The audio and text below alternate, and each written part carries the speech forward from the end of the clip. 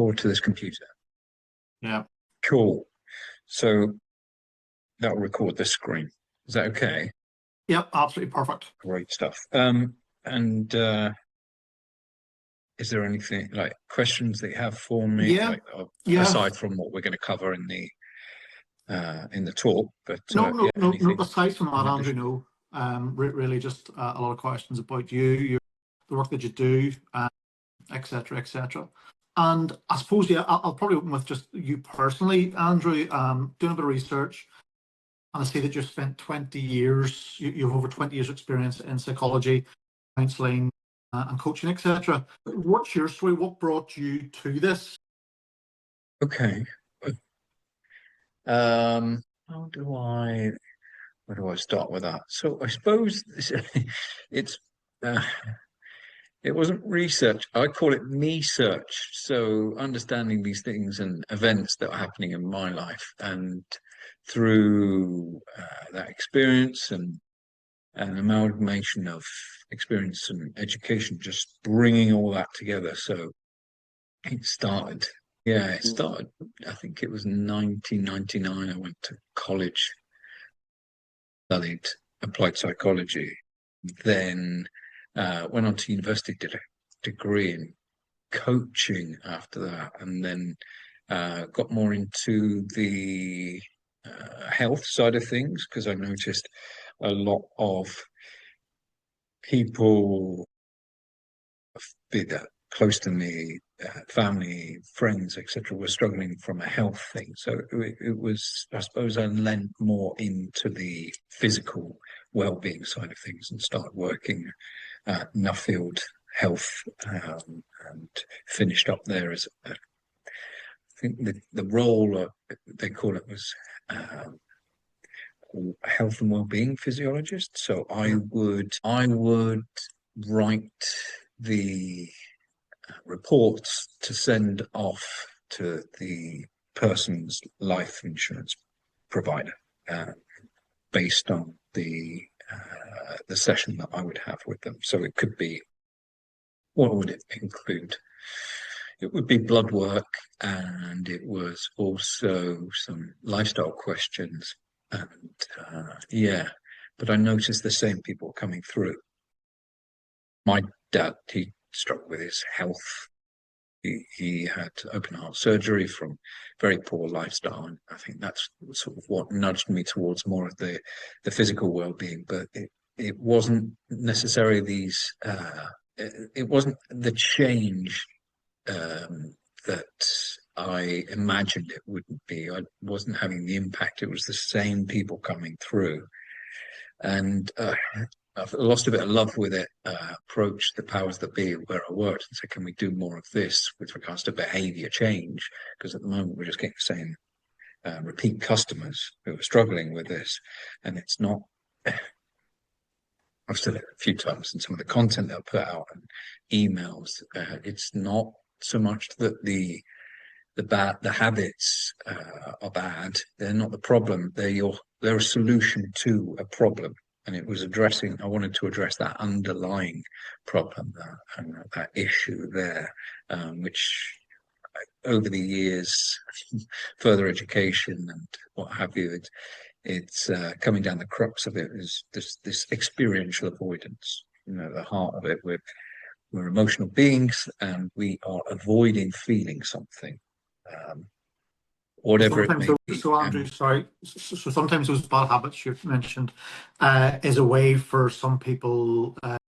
They see it as a coping mechanism. Then A regulator, yes, indeed, yeah. So a way to cope with these feelings that may feel overwhelming, that they're unwilling to face, maybe through poor, or say low emotional intelligence. They're just going, oh, okay, I'll use this to regulate myself, this to make this feeling go away. And it was seeing more and more of that, and I kept on, noticing these things. And then I thought, I'm not helping anyone here, staying in this at Nuffield. So what I'll do is I'll go out on my own and tackle the the origin, the genesis of the issue. You know, what's causing this the stress, and yeah, so I suppose it's all centered around that experiential avoidance thing, and allowing or helping the people that I work with to become more, let's say, mentally resilient, emotionally intelligent, be more willing to regulate themselves, like on an emotional sort of level. So when they are willing to face these uncomfortable experiences, these uncomfortable inner experiences, they no longer will need the deleterious habit to get rid of it. You know, they no longer need that coping mechanism because they're willing to be with it, to willing to accept that. So to break that yeah, down a bit, then I Andrew, start. you mentioned two things there about mental resilience and emotional intelligence. Mm, Break that down for us. What do you mean by mental resilience and indeed emotional intelligence? so emotional intelligence would be understanding about more our emotions, and how they are impacting our behaviors. And mental resilience would be more of adapting, more of a looking at things along the line of, let's say, it could be something like reframing the situation. So mental resilience is, I suppose, it's preparation, it's reframing, it's having an understanding of an event, and viewing it from a different perspective. So that, for me, that mental resilience is built up by going through acute life catastrophes or something that's emotionally challenging. We build that resilience off the back of that. It's more of a preparation, a willingness to face that, and the resilience is developed once going through these difficult life challenges, etc. The emotional intelligence is, as I mentioned, it's understanding that inner experience that we're having and how to regulate ourselves on with dealing with those. Does that make sense? Yeah, no, it absolutely does. No, 100%. I appreciate that. Cool. Cool. And with the insight that you have, is it experience or is it life experience, Andrew, that you have had yourself? Uh, what's the difference?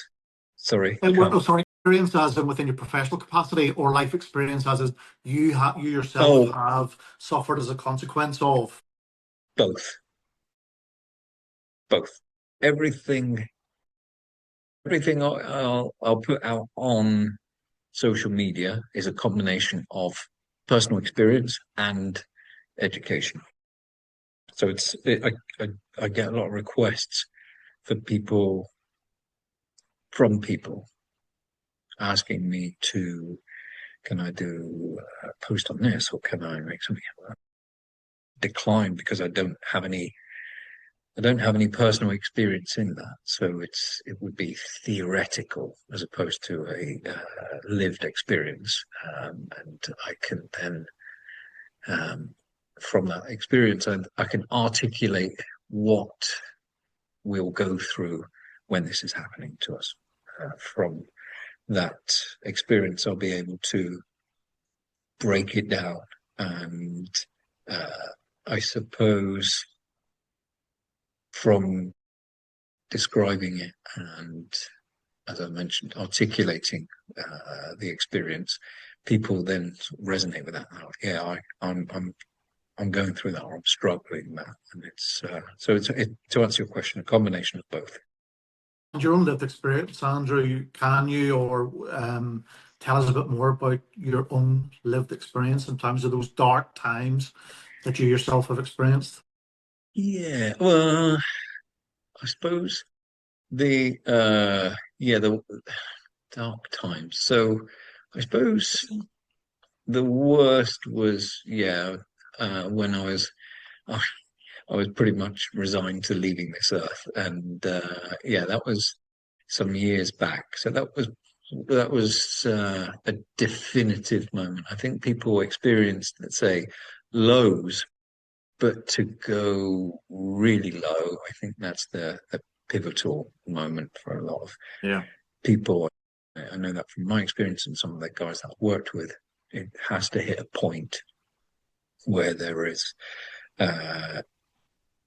where you have to pivot, where there is too much, let's say, pain to continue living the way that you are.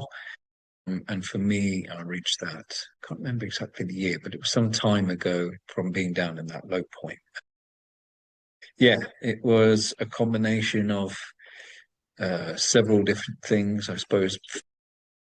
Failing parent-wise as a dad, that was really that was really I suppose vexing and I suppose, Andrew, sorry, painful. that leads me on to a very quick question. Sorry for interrupting, about being a dad. I'm a dad myself, and Yeah. sometimes as fathers and as dads and as parents, we put ourselves under a huge amount of pressure, and we think we're not good at being a dad or a father. Okay. And sometimes that's us telling us that, but others don't see it that way. Would you agree with that?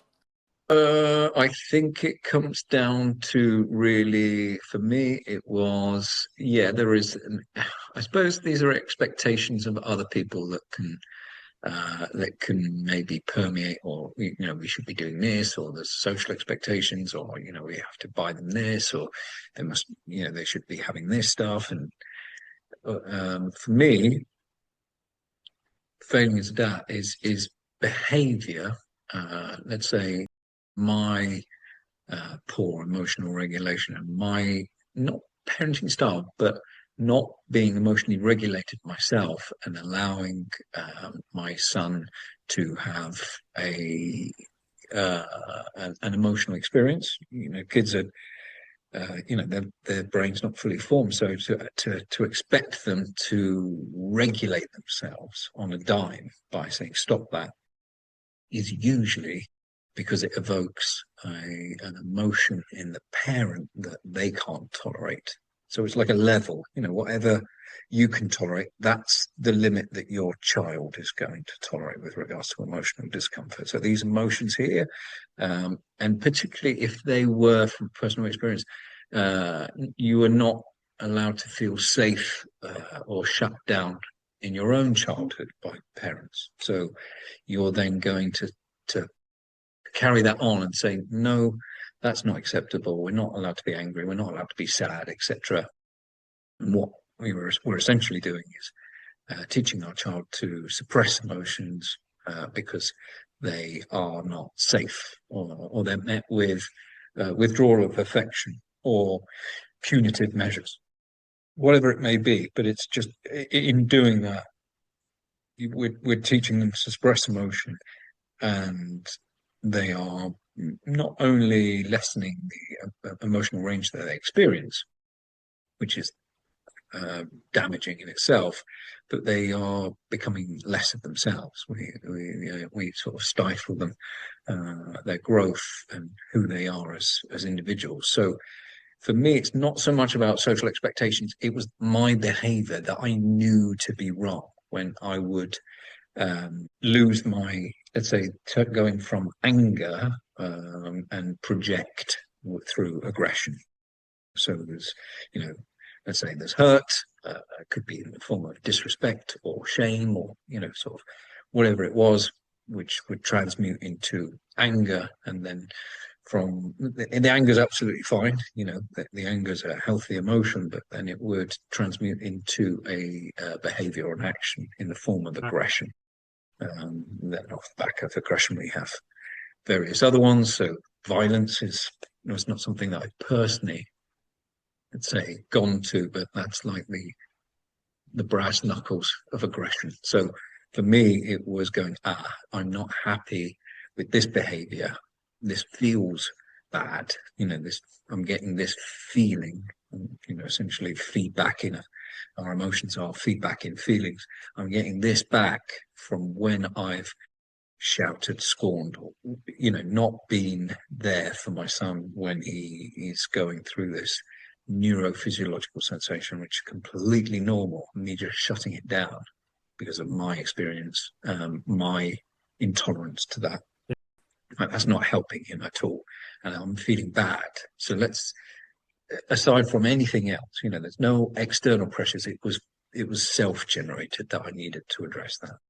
Has that answered your question? Yep, it has indeed, Andrew. Thank you. And going back to that dark moment you mentioned, where you felt that life wasn't worth living, basically. What brought you back from the brink? What was it that was that turning point to say, you know what? No, actually, I do want to be here. What brought you back from the brink? It was my son. Okay. Yes. Always gets me when people ask me that question. And yeah, it was him. So me failing him as a father, amongst other things, it wasn't just the parenting. There was discontentment with regards to my job, career, and also in my marriage at the time. So it was several things contributing to this, let's say, place in I believe that we can really, when we have these different domains of our life in poor shape, Yeah. that's when we can get into these depressive states. It's that breakdown of that meaning, or the absence of it, that can really, that's what took me down there. So yeah, it was at that point, having this thought about my son, and whilst I was ruminating on these, let's say, suicidal thoughts, and down to the sort of ways and means of checking out from this earth. It was a thought about him, and knowing that that I can't. It would be very selfish, not selfish, but he needed me. That was the one, let's say, saving thought that stopped me from going through. And I suppose a little bit of training sort of coming in there, recognizing these thoughts. I teach a lot of diffusion, meta-cognition with the people I work with. So just noticing these thoughts, and essentially, when we're having these when we're caught up in these emotional times, there's a lot of thoughts. We generate a lot of thoughts going on, and it's our mind essentially coming up with raw solutions to stop the emotional pain that we are experiencing. So it's not necessarily truth. It's just like, oh, here's a solution to make this pain end. So for me, that's what suicide is. It's just like a way that your mind, to the unaware, will generate this solution. Say, if you do this, the pain will end. And that's the way to make it stop. I totally agree with you, Andrew. I've been there myself, and it is a case of just you want it to stop. You want what's going on in your head just to stop, for even 2 minutes, just to give you a break from what those different thoughts. And I would say, I would use the term the tsunami of emotions and the tsunami of thoughts that are going through your head at any given time. Yeah, it's that overwhelming that you just want that to stop for absolutely. A period. And it is that, it's a good word, it's a good phrase actually, that tsunami of thoughts. And you just need to fuse with one. And that's when it becomes problematic. When you fuse with that one thought, that one idea, and then you sort of act it through to just go, this will stop the pain. Now it will stop the pain. We don't think about the on cost, the consequences. We're just like, we're in so much pain. And this is when people talk about suicide, the people jumping off bridges or throwing themselves in. And people go, oh, they're so selfish. And I'm like, they're not even considering anyone at that point, especially themselves. They want the pain to stop by any means necessary. They're not trying to inconvenience anyone, delay a train or other people. It's purely them going, I want this pain to end. And having worked in the fire service and been to the, I suppose, the the aftermath of when people have attempted suicide or been, let's say, successfully committed suicide. It's just like, oh, okay, I saw a lot of that. And it was the same, let's say, with when you're there and the person survived. I remember this one instance, I was under a train with a guy. He'd thrown himself under a train and survived. And he was telling me that people would be better off, his family and those that know him would be better off without him. And I was like, oh, that's not the case. And then I heard it again from another guy who tried to commit suicide. And there was this belief, this idea that they'd fused with, that the world would be better off without them. And I was like, Yeah, oh, that's not the case. you feel at that time, Andrew, that you're a burden. So therefore, if you do go ahead and Yeah, successful in your suicide, that burden that you feel you are to other people and the world in general would be a lot it's less an idea. burdensome. It's just, we're just, your mind is storing these like sort of ideas, and it's logging them from wherever they've come from. It's picked it up from somewhere, like this belief that we formed. Our experiences, and we can maybe create this distorted thought where the world is better a place without us. We can, let's say, that can be there. And we can sort of go to that idea where we're in this tsunami of thoughts and going through these painful emotions, and this horrible inner experience. And it is it just takes sort of an individual to fuse with that one thought to go, this will make it stop. If I do this now, this will make it stop. And thankfully, I had not only that experience and not only I suppose, some training and understanding around, what our mind's doing in this period, to unhook from that thought and to acknowledge that my son did need me, because I'm, growing up with that. No one benefits from growing up without, an absent, from growing up with an absent father. No one benefits from that. And I was like, oh, he needs me. So that was my one, let's say, and the backup thought, he needs me as well. So that's what sort of ultimately the reason I'm still here. And you did mention very briefly, as a question I have, you use, and it's about language and those words that we use, and that you hear when it comes to mental health and indeed suicide, that people are, I've heard it said that people are selfish. It's a coward's way out. And committing suicide, because committing that came about because suicide was illegal at one point, so therefore that term committing shouldn't be used anymore. So what do you say to those people who say, yeah, that they're just selfish, or that is a coward's way out? What do you say to those people? Say you have no experience. You're unfit to judge, because it's an ignorance. You until you've been in that position, and some people don't claw their way out. Until you've been there, you cannot comment. You're ignorant to it. Like the pain that you're in, you just want it to end. Is most people hope. The most people that say those things, they won't have been down there. Yeah. And until they do, because suicide's usually like a them problem. That's how I used to see it. It's like, it's them. It's someone else. It's not for me. It's their problem to deal with. And then all of a sudden it happens, and these things sort of creep up on you in life, and different areas start to sort of crumble and fall apart, and then you are down there. So I would say to those people that their judgment is, first, it's unnecessary. As soon as the suffering begins when we apply judgment. So it's a negative thing anyway. You to judge someone else, or it doesn't need your judgment.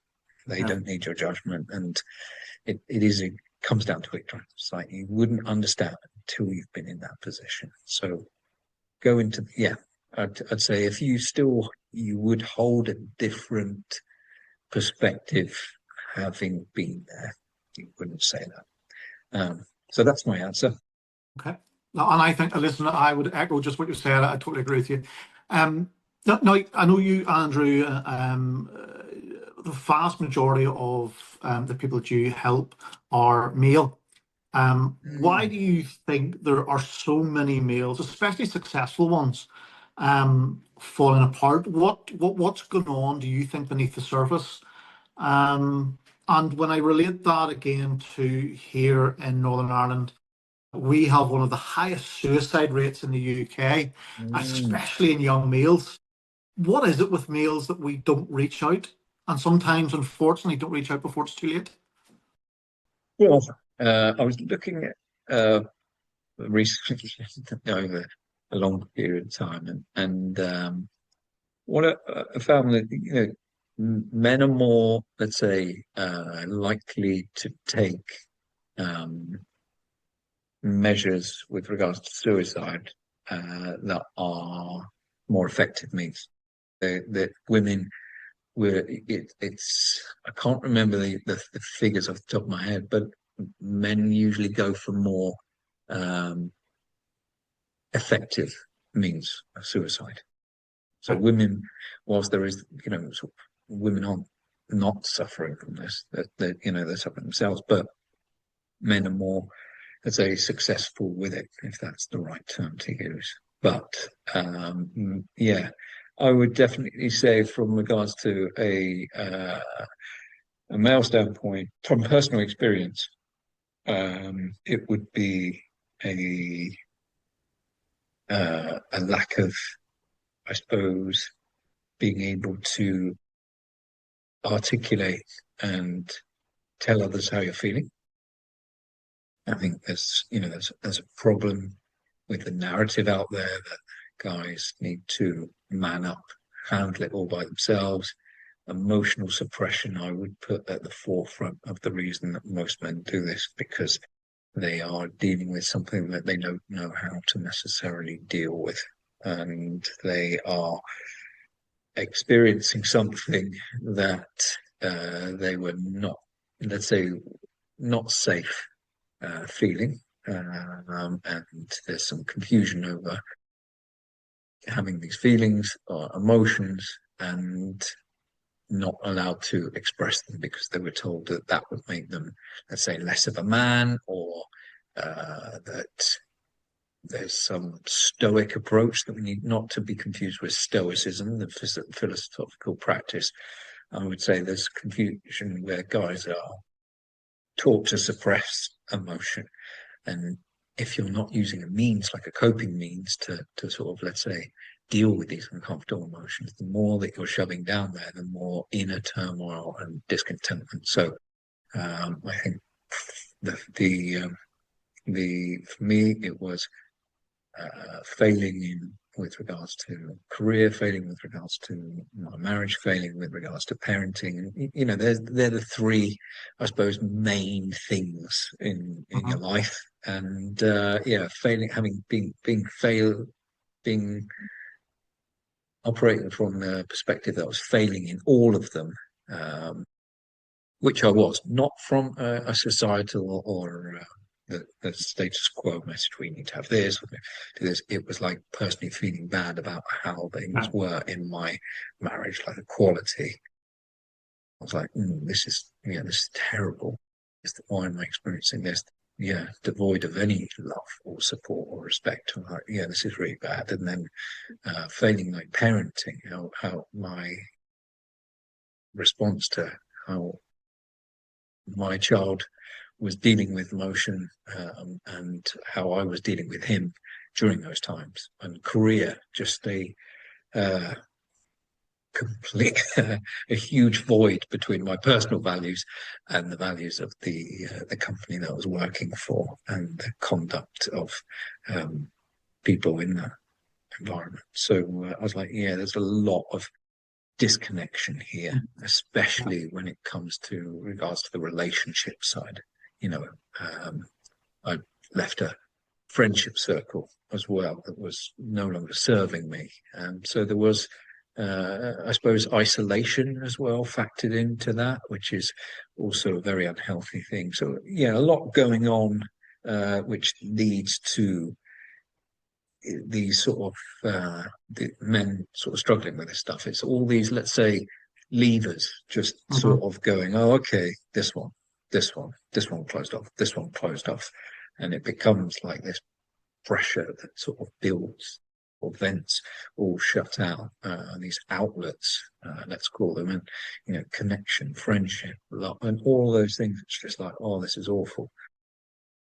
There's a lot of internal conflict. I know I should be doing this, but I'm here with this, and this doesn't feel good. All these feelings, this overwhelm of feedback, these uncomfortable emotions that I'm experiencing, but I can't do anything with them because I'm capped, or let's say, not safe speaking about them or bringing them up or even having them, from that early childhood messages that these are bad or what have you. So you sort of like, oh, it's pent up, it's in you, and it is a lot to take, and it builds and builds and builds to like an unbearable place. And Andrew, you're right. In terms of a father, a husband, or boyfriend, or partner, and indeed in work, how much of that, when we look at ourselves and we think about how successful we are,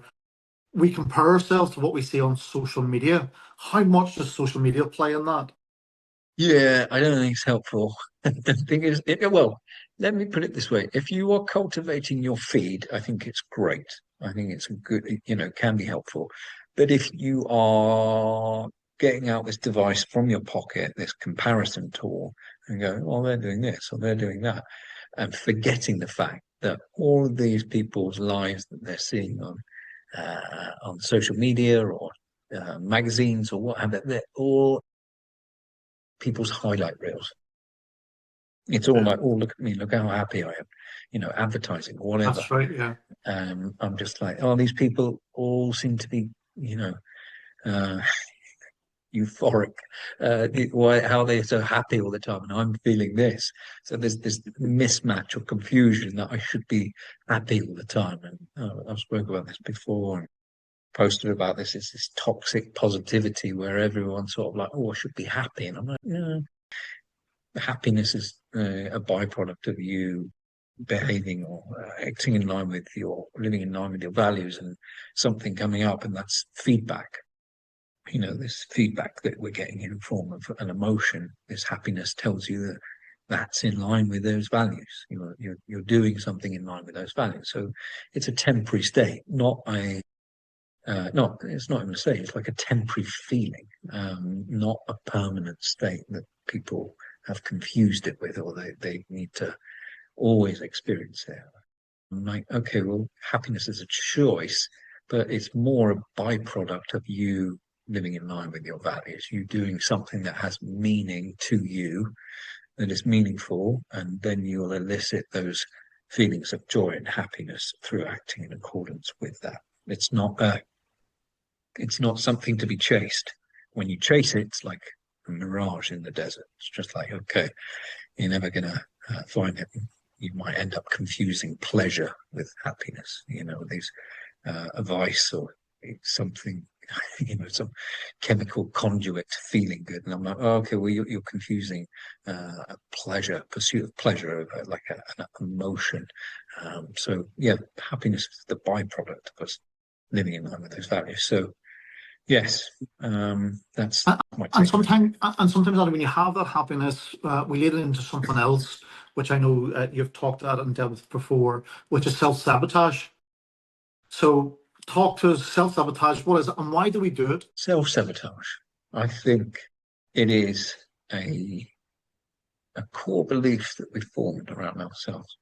It is maybe a belief that we've held, that we've formed from experience, being told something over and over again, or us experiencing something during stressful times, and maybe creating a narrative that's inaccurate, unworthy or unlovable. We don't see necessarily that it's the, our parents' actions or behaviors. It's not necessarily us that are deserving of that withdrawal of affection, or love was conditional maybe, and we can develop these stories about ourselves with regards to who we are.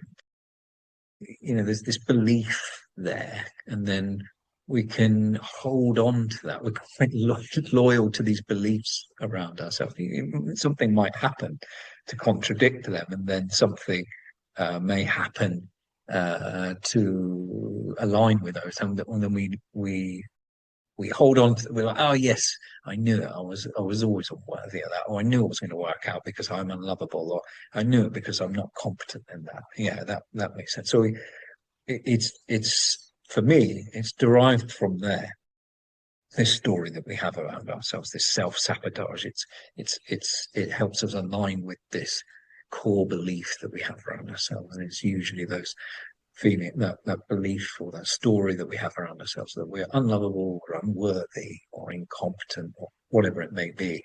It's just that belief that we've had there for a long time, and just recognizing that that's just a belief. It's not something that's there permanently. We can take action, and we can change that. We can eradicate that about ourselves through engaging in these things and challenging those beliefs around ourselves.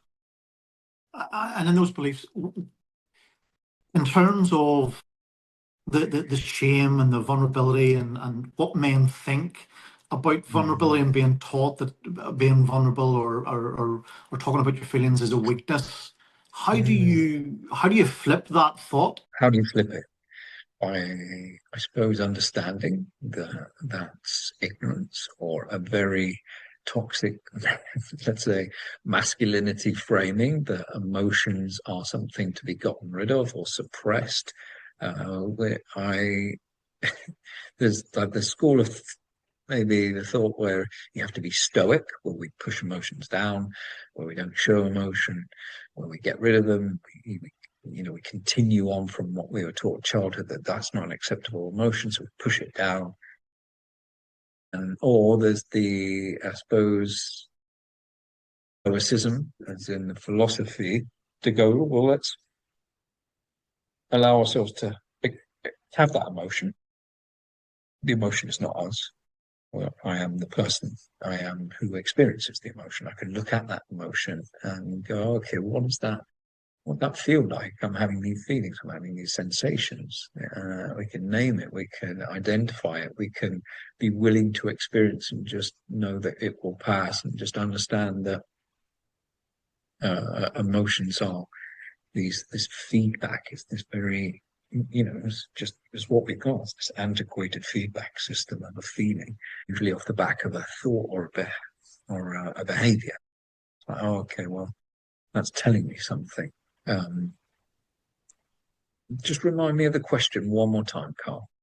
In terms of shame and vulnerability. Vulnerability, thank yeah. you.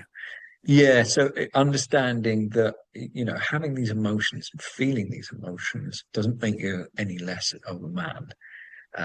It helps you to deal with them better, to be regulated, to help, I suppose, when your child or your partner is having these experiences.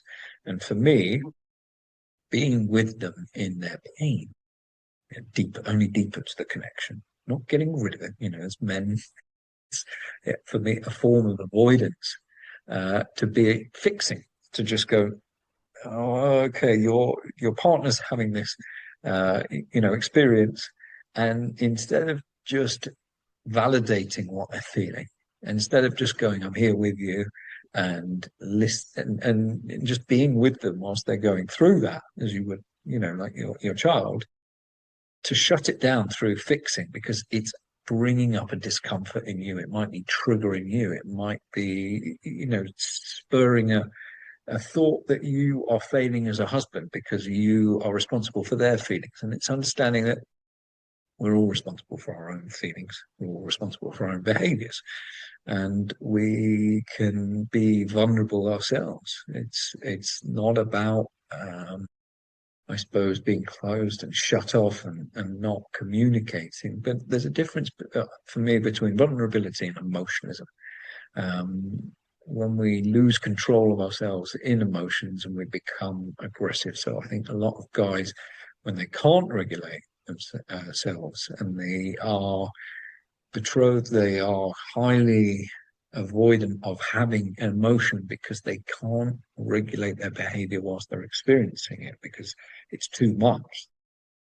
That's why they're afraid of having them, because of a loss of control. And it may lead to them engaging in aggressive behavior whilst they're experiencing this thing.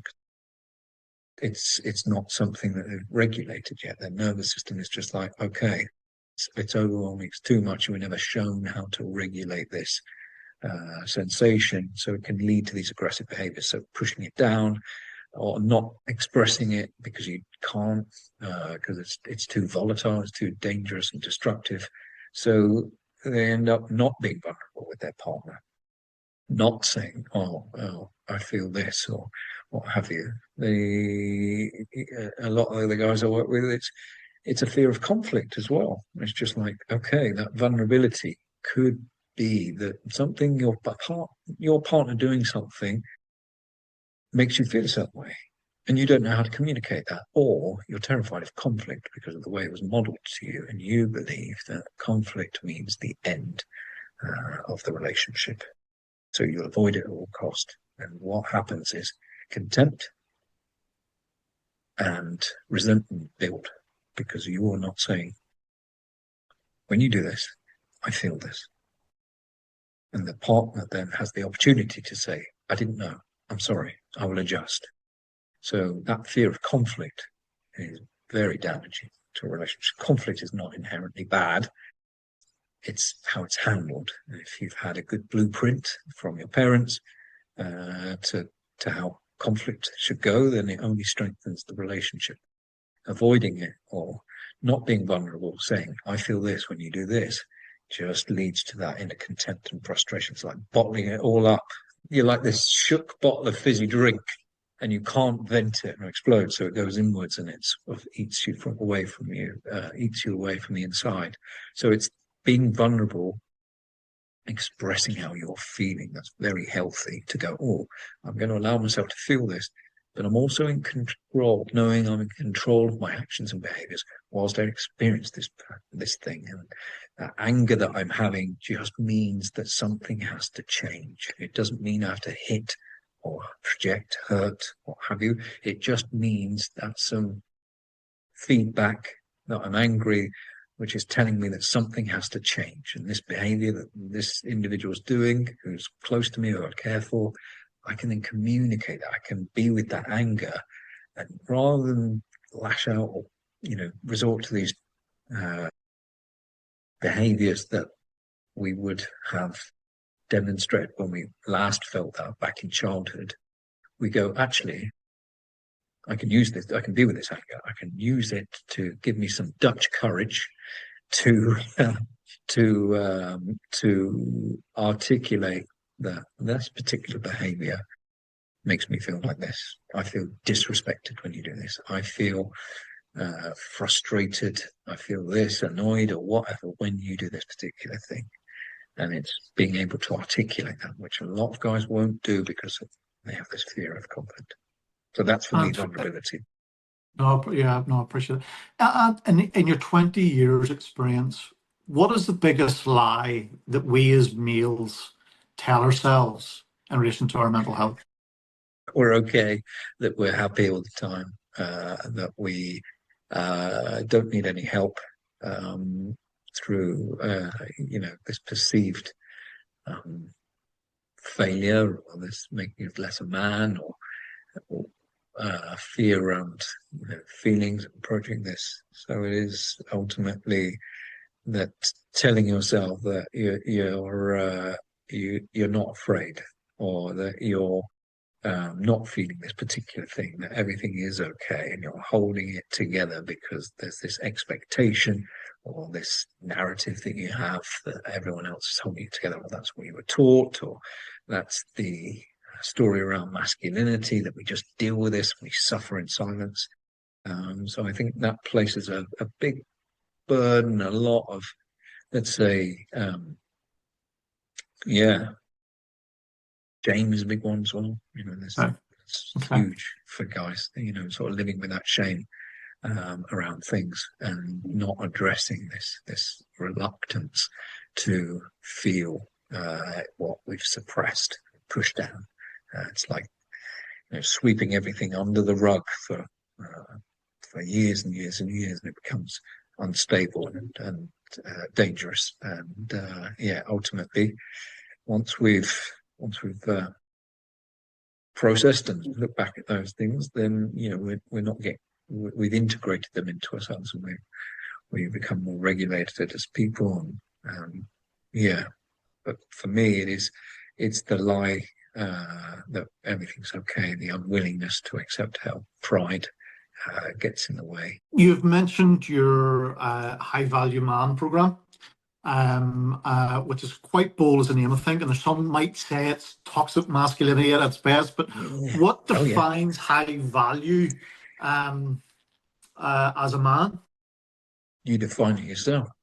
That's why I chose it. It's not down to other people. It's like, oh, okay, what does for me, if we looked at, you know, it could be, I took it from a Maslow's hierarchy sort of perspective, that we are approaching let's say the summit, the pinnacle, the zenith of that pyramid, where you have self-actualization, where you have high value. You see yourself as a high value individual.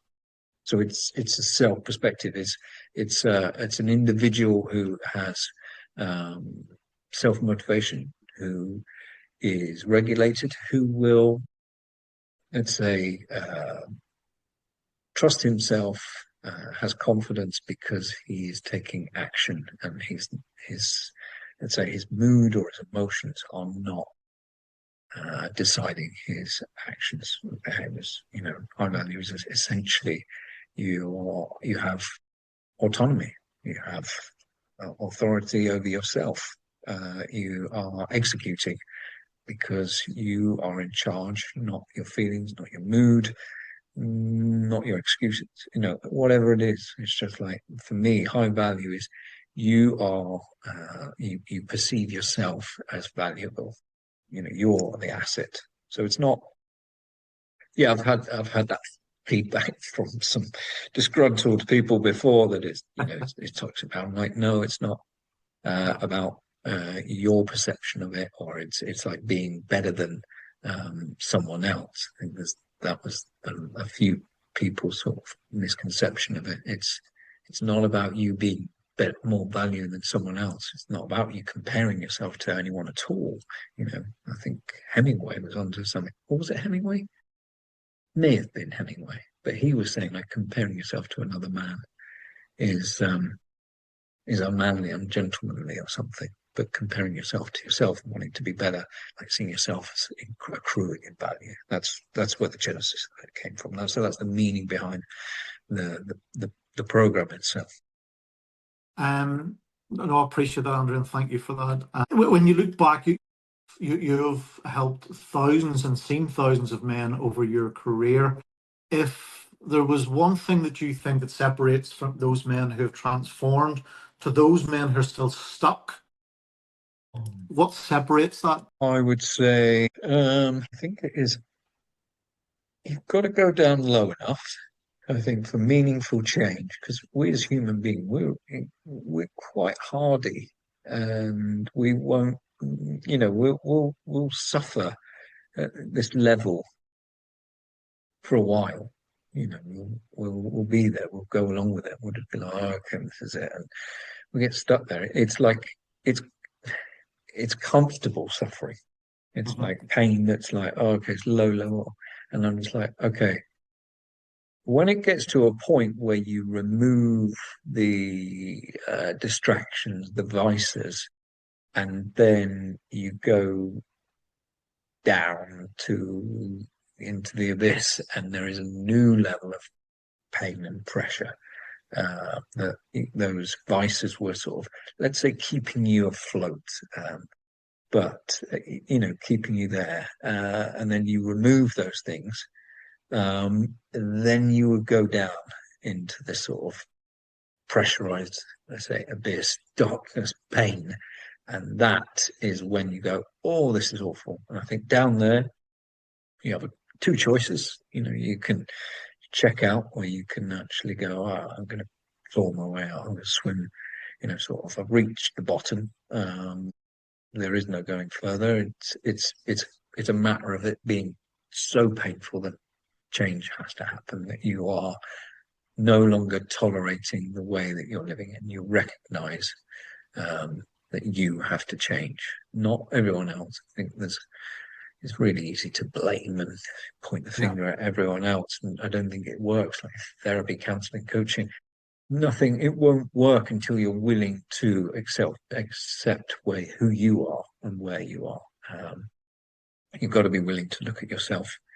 And as soon as you start pointing that finger outwards, and you go, okay, it's me. You take acceptance. It's your situation. It's nothing else. It's shifting from that.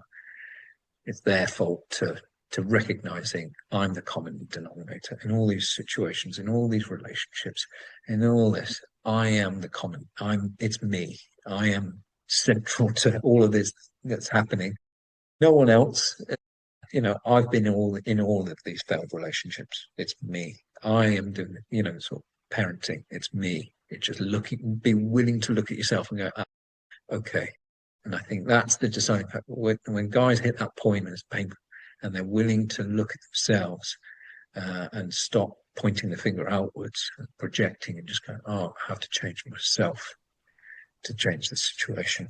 I think that's the definitive point. Okay. And if someone, Andrew, is sitting listening now and they're feeling the stress, they notice like about the mask, the patterns that you've discussed, or sitting in a real crisis, what's the one piece of advice you can give them right now? What could that small step look like though? Is it a phone call? Is it speaking to someone? Just what does and if you could change one thing about society's approach to men's mental health, what would that be? Well, Andrew, thank you very, very much for joining us at Just Mental Talk podcast. We really, really appreciate it. And if someone wants to find out more about you and about the work that you do, how can they get in touch? Super. That is great, Andrew. Thank you very much. And Andrew, if you just send me a wee copy of that recording, that would be great. Andrew, thank you very, very much for your time. Thank you. Speak soon. Thank you.